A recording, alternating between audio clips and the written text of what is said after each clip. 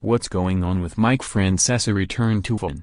Welcome to FTW Explains, a guide to catching up on and better understanding stuff going on in the world. You may have seen the name Mike Francesa trending on Tuesday and wondered what the deal was. We're here to help. He's a former sports radio host at New York's groundbreaking WFAN, where he started out co-hosting with Chris Russo on Mike and the Mad Dog in the late 1980s.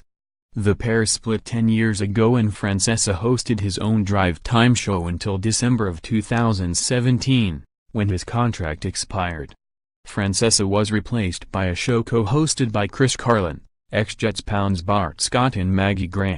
Francesa made some appearances here and there on various shows, but fans were left speculating about what he'd do next. Could it be a podcast? A show on a different network? TV? Our best bet was a podcast with Bill Simmons Ringer network. But through most of April, Francesa hadn't announced his next move. Via Newsday, Francesa dropped a bombshell, saying it is time to return to WFAN. Mike Francesa told Newsday Tuesday morning that he has been working on a project with the agency that includes working with WFAN in some form.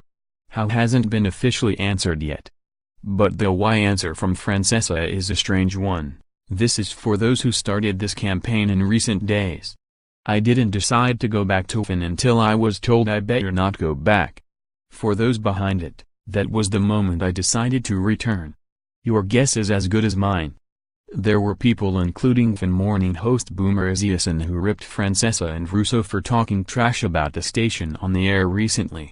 Here's a report from the Daily News' Bob Reichman. Francesa will be back in the 3 p.m./7 p.m. slot, according to well-embedded Hudson Street, fan headquarters, Rats. The sources said the 10 a.m. to 3 p.m. slot will be divided between Joe Benigno and Evan Roberts, currently FAN's 10 a.m. 2 p.m. team, and CMB, aka Chris Carlin, Maggie Gray and Bart Scott, who replaced Francesa earlier this year. Carlin tweeted this Tuesday morning, possibly. The afternoon drive was beat by ESPN New York's Michael Kay show, per best, but WFAN's show is only 4 months old. And on Francesa's end, maybe he really didn't want to leave.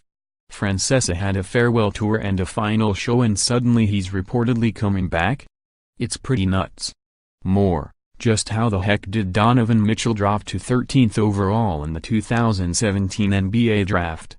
Donovan Mitchell's stunt post-game reaction to a raucous Jazz crowd was priceless. Joe Ingles vs. Paul George is the best new playoff feud. Julio Jones sent fans into a frenzy when he removed everything Falcons from his social media. Mitt Romney taunting Russell Westbrook is the best new NBA meme.